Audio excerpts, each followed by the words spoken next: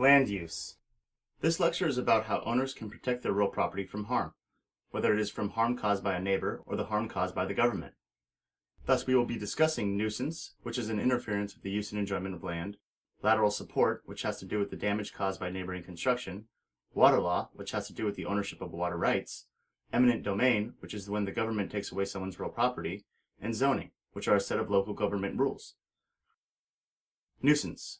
Nuisance technically falls under the law of torts. However, it also serves as a bridge into property law because the concept of nuisance is at the heart of most land use laws. This is why the subtopic of nuisance is discussed first. Note, however, that nuisance will only be discussed in enough detail so as to ensure an understanding that relates to property law. Comprehensive and detailed material on nuisance will be covered in a different lecture on torts. It is typically easier to learn new material when there are clearly defined lines or when the concepts are not too closely related. Unfortunately, the line separating the concept of nuisance and the concept of trespass is somewhat blurred. While this may initially seem like a setback, the concepts can still be easily learned. Nuisance and trespass are both an interference with the use and enjoyment of land. However, trespass is typically described as an interference with the right to possession, where the right to possession includes the right to use and enjoyment. Since both nuisance and trespass involve an interference with the use and enjoyment of land, they are very similar and even sometimes overlap. In fact, when they overlap, the plaintiff may sue and have both a nuisance cause of action and a trespass cause of action. While nuisance is defined as a substantial and unreasonable interference with the use and enjoyment of land, trespass is the physical invasion of land. This does not mean that a nuisance cannot also be a physical invasion. All that is meant is that a trespass must be a physical invasion of land, and a nuisance could be a physical invasion of land. The difference between the two is that a nuisance typically has an indirect effect on real property, and trespass typically has a direct effect on real property. This is why nuisance is usually caused indirectly by noise, vibrations, odor, and other pollution, and trespass is usually caused directly by a person or tangible thing. Further, a nuisance plaintiff must prove injury, but a trespass plaintiff does not. This is because trespass describes a type of conduct that is forbidden, as opposed to nuisance, which describes a type of harm that is suffered. To reiterate, nuisance is a substantial and unreasonable interference with the use and enjoyment of land. Trespass is a physical invasion of land, which means that it is an interference to the right of possession, which makes it also an interference with the use and enjoyment of land. Thus, both are an interference with the use and enjoyment of land. A nuisance can be a physical invasion, but trespass must be a physical invasion.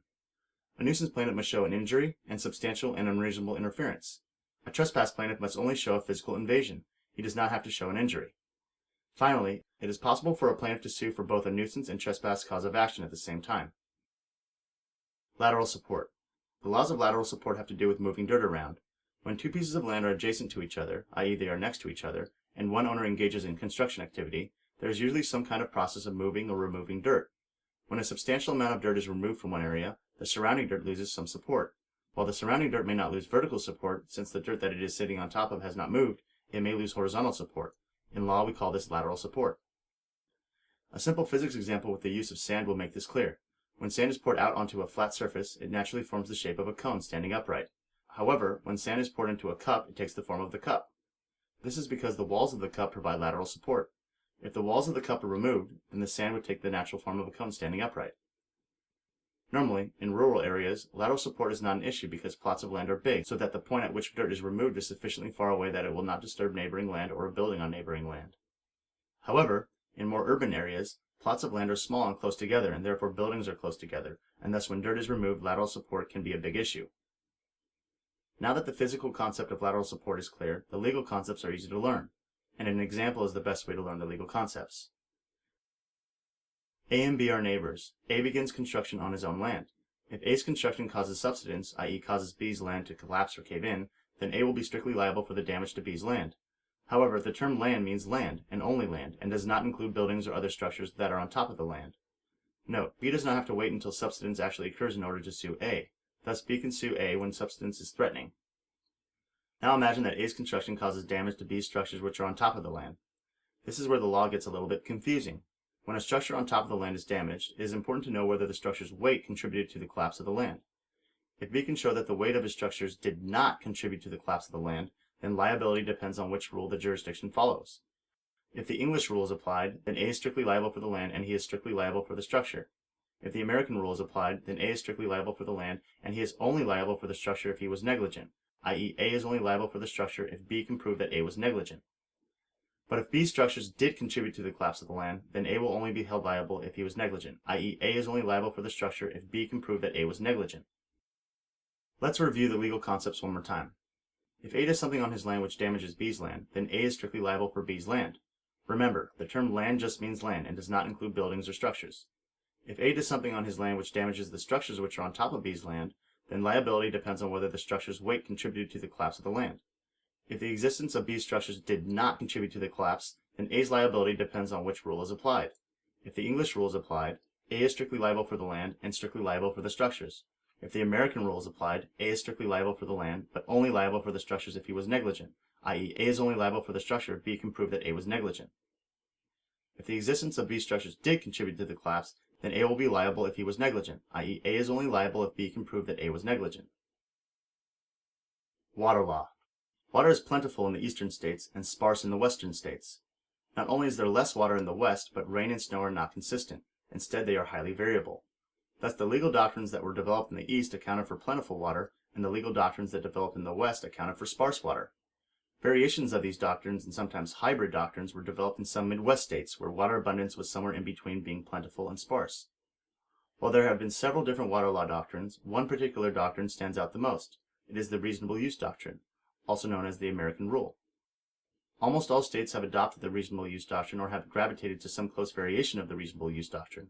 In other words, where the reasonable use doctrine has not been adopted, the law has been modified or added to by the courts and now closely resembles the reasonable use doctrine. Water law has to do with bodies of water which are big enough to create a legal or physical conflict. Thus, the water at issue is usually a river, stream, lake, groundwater, etc. These sources of water can be organized into three types: watercourses, which can be a river, stream, and lake; groundwater, which is non-flowing water below the ground; and surface water, which is water that collects on top of the ground, for example, rainwater or snow.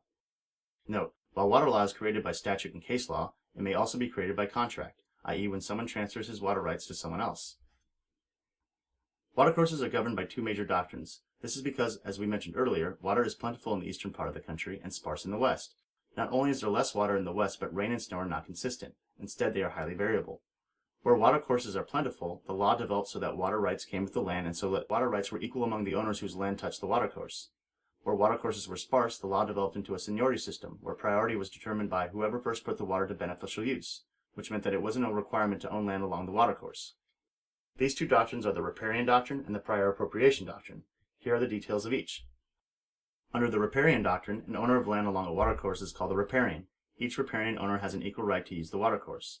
Further, each state which follows the Riparian Doctrine has extended this right by adding the principle of the Reasonable Use Doctrine, which is that each owner may make any reasonable use of the watercourse as long as it does not unreasonably interfere with other owners. Therefore, the Riparian Doctrine is now defined as the following.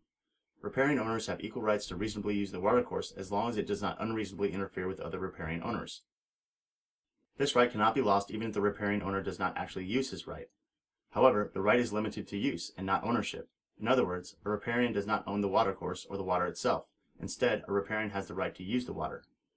Note, natural use of the water supersedes unnatural use. For example, if there is a dispute between two riparian owners, the water rights of the riparian owner who is using the water for his land are superior to a riparian owner who is using the water somewhere off of his land. Under the Prior Appropriation Doctrine, water rights are on a seniority system. This system is often described as having a first-come, first-served basis. The order of seniority is determined on when the watercourse is put to beneficial use. Thus, the first person to put the water to some beneficial use has the first right to use the water. As you might imagine, it is almost always the local government who holds the most senior water right. A consequence of this system is that the junior water right holder is limited to the water available after the use of a senior water right holder. In this system, water rights could be held by anyone and not just a riparian, i.e. someone whose land touches the watercourse. And unlike the riparian who does not have to renew his water rights, under the Prior Appropriation Doctrine, an owner of water rights must continually make use of his water rights. Groundwater is non-flowing water which is below the surface of the ground. Note, if the water is flowing, then it is not considered groundwater, and is instead considered a watercourse, and it is subject to the applicable watercourse laws. The majority of states follow some form of the Reasonable Use Doctrine, where each property owner may reasonably use groundwater below his property as long as the use does not unreasonably interfere with the neighboring property owners. Surface water is water that collects on top of the ground in places that are not watercourses. It is typically the result of drainage from rain or melting snow.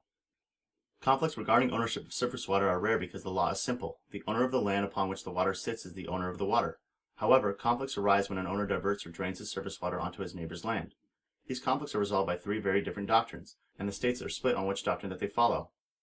At the strictest end of the spectrum is the natural flow doctrine, which states that an owner may not divert the natural flow of water at all. At the other end of the spectrum, an owner may take any action to divert the water, even if it is harmful to other owners. The reasoning being that if the surface water is harmful, then it is considered harmful to all owners, and so it is a common enemy to all owners. Thus the doctrine is called the common enemy doctrine. As you probably guessed, there is a doctrine which is less extreme and more reasonable than the natural flow doctrine and the common enemy doctrine. It is the reasonable use doctrine, which we have already covered in the watercourse and groundwater sections above. Under the reasonable use doctrine, an owner may reasonably divert water as long as it does not cause an unreasonable interference. Note, some interference is allowed, as long as it is not unreasonable interference. Therefore, even when an owner obeys the reasonable use doctrine, it is still possible to cause harm to others. In order to ensure our understanding of water law, let's review some of the major points. It is important to remember that the dominant doctrine which extends across all water law is the reasonable use doctrine, which is, a water right owner may reasonably use the water as long as it does not unreasonably interfere with the use of other water right owners. Watercourses are governed by the Riparian Doctrine, the Prior Appropriation Doctrine, or the combination of the two. Remember that today the Riparian Doctrine incorporates the Reasonable Use Doctrine. A riparian is an owner of land which is next to a watercourse. Riparian owners have equal rights to reasonably use the watercourse as long as it does not unreasonably interfere with other riparian owners. This right cannot be lost even if the riparian does not exercise use of the right, and natural use of the watercourse supersedes unnatural use. The Prior Appropriation Doctrine is a seniority system. The seniority of each water rights holder is determined on when the watercourse is put to beneficial use. In this system, water rights can be held by anyone and not just a riparian. And unlike the riparian who does not have to renew his water rights, under the Prior Appropriation Doctrine, an owner of water rights must continually make use of his water rights. Groundwater is non-flowing water which is below the surface of the ground. The majority of states follow some form of the Reasonable Use Doctrine, where each property owner may reasonably use the groundwater below his property as long as it does not unreasonably interfere with the neighboring property owners. Surface water has to do with draining water which has collected on top of the ground in places that are not watercourses. Under the natural flow doctrine, an owner may not divert the natural flow of water at all. Under the common enemy doctrine, an owner may take any action to divert surface water even if it is harmful to other owners. And under the reasonable use doctrine, an owner may reasonably divert water as long as it does not cause unreasonable interference. Eminent domain. The federal government has the power to take someone's real property. Similarly, each state can take real property from within its own state lines. This power is called eminent domain. To use the power of eminent domain, two requirements must be met. The purpose must be for public use, and fair compensation must be paid to the owner. The interpretation of public use is extremely broad. Public use does not mean that the public must be allowed to use the property, i.e. it does not have to be a park or a road. All that public use means is that the public is benefited in some way, even if it is in some indirect way, for example, economic reasons. So long as the government's purpose is for some kind of public use, the power of eminent domain can even be given to a person or a private corporation, for example, a public utility company. Since the interpretation of public use is so extremely broad, it is not a surprise that some legal scholars think that the interpretation of public use is so broad that it no longer has any justification. However, it is still important to know what the actual legal standard is for public use. The legal standard for public use is that the government must show that the taking is rationally related to a conceivable public purpose. Fair compensation is considered the market value of the real property. Since fair compensation is only considered the market value, it does not take into consideration the owner's relocation costs, sentimental value, and the fact that the owner was not interested in selling his property in the first place. With the power of eminent domain, the government can take property in two ways: physical taking and regulatory taking. Usually when the government takes property, it is obvious because they physically take it. This is called condemnation. Condemnation begins as a lawsuit where the government must show that it has the authority to take the real property. However, a government taking may also come in the form of a regulation which limits the use of someone's land. While the government may not intend to take real property, the effect can be the same as a taking, and if it is called a regulatory taking. To show that there is a regulatory taking, the landowner must show that he is being denied all economic use of his land. Thus, it is not enough to show that the regulation only impairs the value or the utility of the land. If the landowner can show that the regulation is preventing all economic use of his land, then there exists a regulatory taking and the landowner can sue the government. If the landowner is successful in his lawsuit and proves that there is a regulatory taking, then the government has two options. The first option is the one that we have already mentioned. The government can pay the landowner fair compensation. The second option is that the government can pay the landowner fair compensation for the time that the regulation is in effect. As we mentioned earlier, regulations are not considered a taking when they do not prevent all economic use, but instead only impair the value or utility of the land. The classic example of these types of regulations are zoning laws. Zoning laws are local government rules that determine how land can be used. For example, a city may designate a certain zone for only residential buildings, another zone for only commercial buildings, another zone for only industrial, and so on. The local government's authority to create zoning laws, also known as ordinances, is derived from the state, and the state's power to grant this authority to the local governments is derived from the police powers of the 10th Amendment. It is important to note that there are exceptions to zoning laws. The non-conforming use, also known as grandfathered in, the special exception, and the variance. If someone's use of their property was initially legal and only became a violation because of a new zoning law, then that use is exempt from the new zoning law and it is called a lawful prior non-conforming use, or non-conforming use for short. Most people recognize this exception as being grandfathered or grandfathered in. In addition, most local governments have a department or zoning board which can be asked to make an exception. The exception can take on two forms: the special exception and the variance. A zoning board may grant a special exception if it maintains harmony with the ordinance's general purpose and intent. A zoning board will grant a variance if the applicant demonstrates that he is a puss, that the variance would not be inconsistent with the public interest, that without the variance the applicant would have unnecessary hardship, and that the problem is specific to the applicant's real property. As a final note, remember that regulation of land use based on the police power, i.e. zoning, is different from the regulation of land use based on the power of eminent domain, i.e. a regulatory taking. If the regulation of land use is based on the police power, the real property owner is not entitled to compensation. But if the regulation is based off the power of eminent domain, where all economic use of the property is prevented, the real property owner is entitled to compensation.